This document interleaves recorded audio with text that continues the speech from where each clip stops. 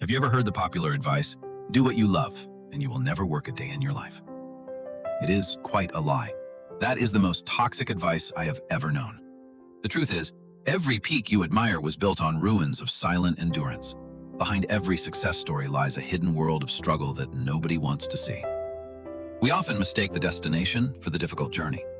Real work happens in the dark, during those long hours when you are tired, frustrated, and completely alone with your own doubts and fears. They do not tell you about the exhaustion that settles into your bones when the initial excitement of a new idea finally begins to fade. This is where most people quit. They think they lost their passion, but in reality, they just reached the point where the real work begins. Ask yourself honestly, are you chasing a dream, or are you just chasing the feeling of being successful without paying the heavy price required? We need to stop romanticizing passion and start talking about the discipline of suffering. Because passion alone will never be enough to save you. We search for passion because we want to escape the harsh reality of difficult effort. We think the right choice makes everything suddenly easy. But that is the ultimate trap. Passion is not something you simply find. It is something you hammer out through the fire of daily struggle. If you follow only what feels good, you will fall the moment the wind changes. True calling requires you to step into the cold shadows. Many dream of quitting their day jobs to follow a hobby, imagining a life of pure freedom and constant creative joy every single day. But the reality of a professional photographer is carrying 10 kilograms of gear under a scorching sun for 12 hours just to get one shot. It is not all beautiful sunsets and art. It is physical pain, technical failures, and the constant pressure to deliver results regardless of how you feel. Do you love the art enough to endure the physical toll? Most people love the idea of the result, but they hate the actual process. You must choose your labor. There is no path without friction. If you are looking for an easy way out, you are in the wrong place. One path leads to comfort and regret. The other leads to pain and growth. You cannot have both. You have to decide which matters more.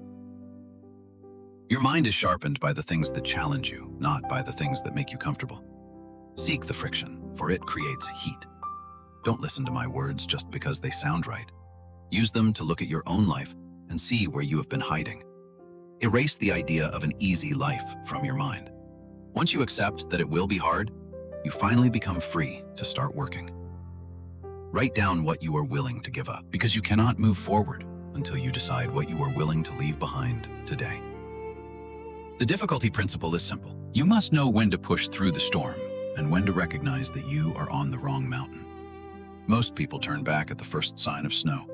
They mistake a temporary blizzard for a permanent wall, and they lose their chance at the summit.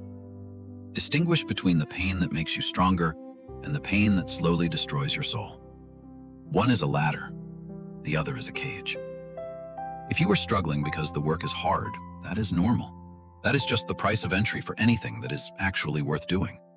Students switch majors and employees switch jobs the moment they feel bored or stressed. They are looking for a spark that doesn't require any fuel.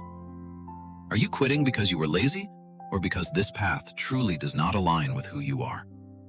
Be brutally honest with yourself right now. If you quit because your boss yelled at you or the deadline was too tight, you are just running away from the reality of being an adult. But if you quit because the core values of the work violate your spirit, that is not weakness.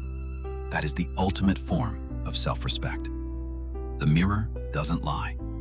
Look at yourself and ask, is this struggle shaping me into someone I actually want to become in 5 years? Time will pass anyway. You can spend it suffering for something you hate, or you can spend it suffering for something you eventually love. The pain is inevitable. The choice is yours. Do not settle for a pain that leaves you empty at the end of every long day. This is the most important question you will ever answer. Your career is not defined by your dreams, but by your tolerance for specific hardships. Decide today what you will endure. Once you choose your burden, the weight becomes much easier to carry because it finally has a clear purpose. Stop asking what you want to achieve. That's the easy part. Start asking what you are willing to bleed for every single day. Most people forget the third circle. They want the talent and the money, but they refuse to sign up for the misery that bridges them together. Your true calling is found at the center of your endurance. It is the place where the struggle feels worth the result, no matter how hard. A champion doesn't love getting hit in the face. They love the version of themselves that is strong enough to take the hit and keep moving. They've accepted the physical agony as part of the price. If you want the body, you must want the burning in your muscles first. Every great career requires a similar kind of preparation. You wrap your soul in discipline so you can survive the hits the world throws. The belt is just a piece of leather. The real victory was the 1,000 hours spent alone in that dark gym when no one was watching. The artist suffers through the frustration of failure before they ever create a masterpiece. They choose the pain of the blank canvas over and over. There are no discounts in life. You cannot negotiate with the laws of mastery. You either pay the full price in effort or you fail. The music is beautiful because the fingers have suffered. Without the calluses, there is no sound. Without the struggle, there is no soul in art. To have a brilliant career, you must accept the pain of loneliness and the boredom of repetition. Most people are too afraid of the quiet. No amount of passion will save you from the hard days. Only your willingness to stay in the room when it gets difficult will matter. Consider the polyglot. They don't speak 5 languages because they love grammar.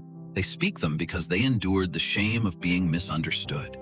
They paid for their fluency with thousands of hours of confusion and embarrassment. They chose the pain of looking stupid until they became brilliant. If you are afraid of being laughed at, you will never learn anything new. Mastery requires you to be a fool before you can be a king. Look at the successful investor. They aren't wealthy because they like gambling. They are wealthy because they can watch their fortune drop without panicking. They have mastered the pain of uncertainty. While everyone else is screaming and selling, they are sitting still, breathing through the fear of loss. Patience is a form of suffering. It is the ability to wait for a result that may not come for years. Very few people can endure that. Think of the entrepreneur. They don't work for themselves because it is easy. They do it because they prefer the stress of freedom over safety. Every choice has a downside. Working for a boss is the pain of limitation. Working for yourself is the pain of total, crushing responsibility. The top chef spent a decade peeling potatoes and cleaning floors in a hot kitchen. They endured the heat so they could eventually control the flame. The beauty on the plate is the result of years of burns and scars. There is no shortcut to excellence. You must go through the fire. We only see the perfection, never the process. But the process is where the value is created. Love the heat or stay out of the kitchen.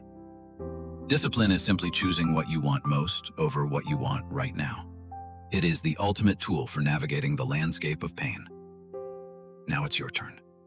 Take out a piece of paper and be honest. We're going to conduct a real audit of your current suffering.